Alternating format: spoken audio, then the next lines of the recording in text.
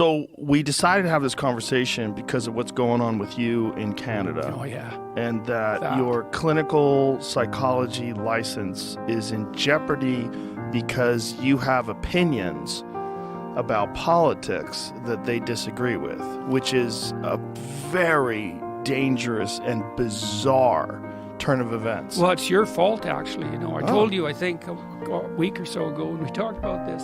Okay, so let me give you some background here. So I want to know how it's my fault. I will. I'll tell you. A lot of things are your fault, as it turns out. Oh, no. Yeah. So the College of Psychologists has basically levied what are equivalent to about 13 lawsuits against me simultaneously. Now, the reason I call them lawsuits is because they're actions undertaken on behalf of a complainant.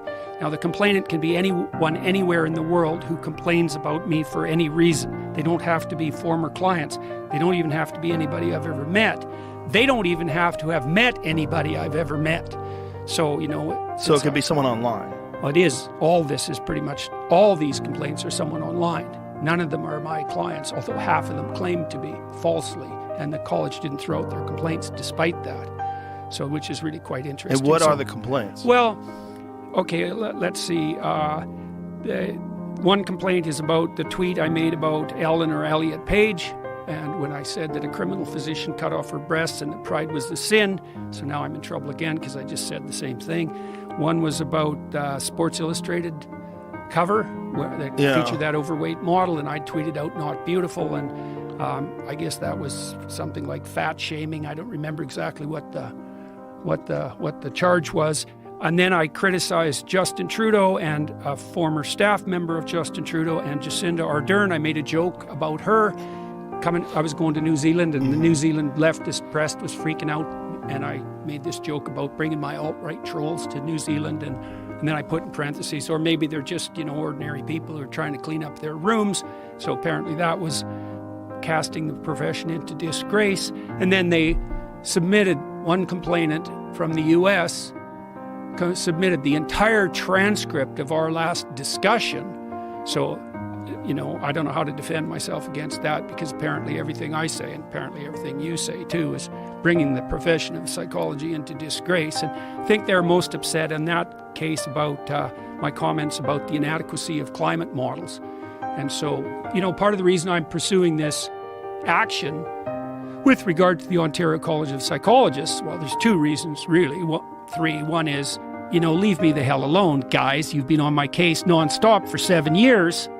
Not once before that, in 20 years of practice. There's no complaints ever levied against me. It wasn't until I started to become, relatively well-known publicly that the college came after me.